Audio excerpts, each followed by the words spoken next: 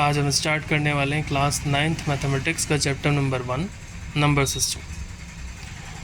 Number system के chapter को start करने के पहले हम ये जानेंगे कि नंबर्स क्या होते हैं। तो what is a number? A number is a mathematical object to show any value. Number क्या होता है? एक मैथमेटिकल ऑब्जेक्ट होता है जो किसी भी वैल्यू को बताता है। अब इसके लिए हमने एक एग्जांपल लिया है ए और बी के बीच में डिस्टेंस का।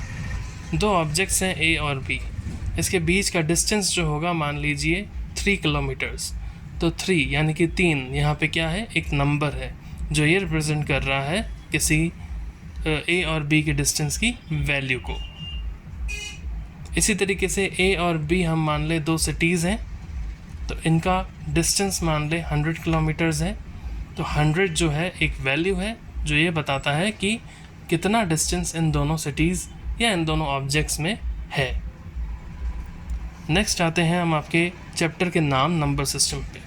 अब नंबर सिस्टम क्या होता है? अब नंबर सिस्टम को पढ़ने के वक्त आपको ये पता चलेगा कि बहुत तरीके के नंबर्स होते हैं जो हम यूज़ करते हैं अपने डे टू डे लाइफ में। नॉर्मली हम यूज़ करते हैं ज़ीरो, नेगेटिव, पॉजिटिव और कभी कभी डेसिमल्स, और डेसिमल्स को हम फ्रैक्शन की फॉर्म में भी शो कर सकते हैं। तो ये जो सिस्टम होता है जो नंबर्स को अलग अलग कैटेगरीज में डिवाइड करता है उसे नंबर सिस्टम कहते हैं। क्योंकि नंबर्स अलग अलग डिफरेंट कैटेगरीज के होते हैं इसीलिए उनको डिवाइड करना पड़ता है। तो इनका डिवीज़न को ही एक नंबर सिस्टम का नाम दे दिया गया है। इसको हम ज़्यादा समझने के लिए एक फ्लो चार्ट पर अभी ध्यान देंगे।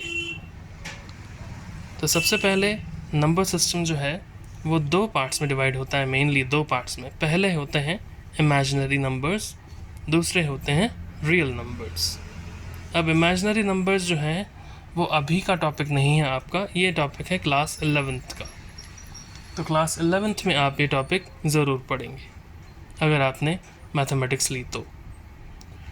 इसके बाद आते हैं रियल नंबर्स। रियल नंबर्स जो होते हैं दो टाइप्स के होते हैं, एक होते हैं रैशनल और एक होते हैं इर्रेशनल। अब इर्रेशनल जो होते हैं वो होते हैं अंडर रूट के फॉर्म में, यानी कि जो डेसिमल पॉइंट्स हैं वो इनफाइनाइट तक जाते हैं।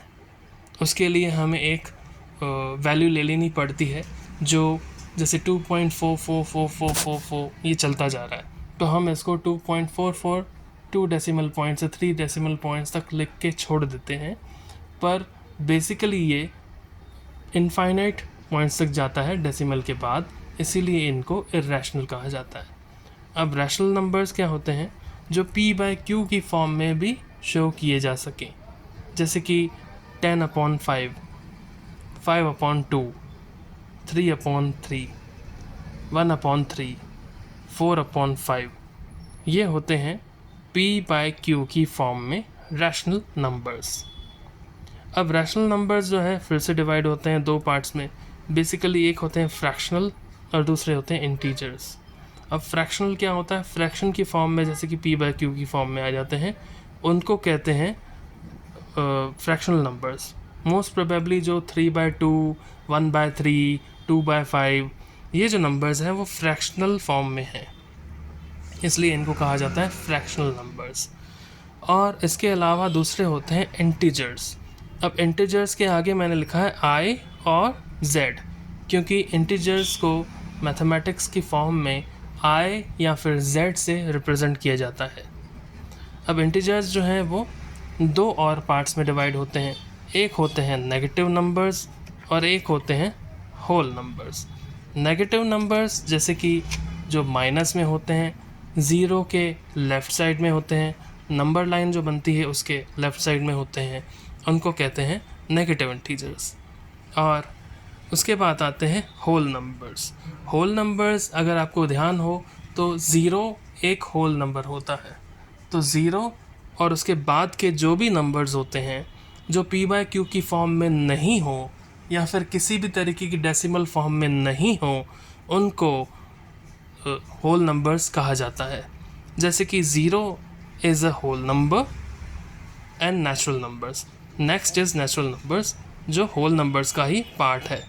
अभी मैंने आपको बताया कि जो ज़ीरो और आगे ज़ीरो के आगे जो नंबर्स आते हैं 1 2 3 4 5 6 7 8 9 10 11 12 एंड सो ऑन, ये सारे नंबर्स जो पॉइंट्स में ना हो, जो डेसिमल फॉर्म में ना हो और फ्रैक्शन फॉर्म में ना हो, उनको होल नंबर्स कहा जाता है। तो पहला होता है zero, zero is a whole number, and second one is natural numbers. Natural numbers जो 1 2 3 एंड सो ऑन स्टार्ट होते हैं without in the form of p by q or not in the form of decimal are known as natural numbers. जैसे देखिए natural numbers start with 1 2 3 and so on are natural numbers. Whole numbers क्या होते हैं? Zero plus बाकी सारे natural numbers are called as whole numbers. 0 1 2 3 and so on is whole number. इसके बाद आते हैं इंटीजर्स। अब इंटीजर्स होते हैं पॉजिटिव और negative. Positive integers 1 2 3 4 and so on. Negative integers is -1 -2 -3 and so on. Next is rational numbers. ये वो numbers होते हैं जो p by q की फॉर्म में लिखे जा सकते हैं।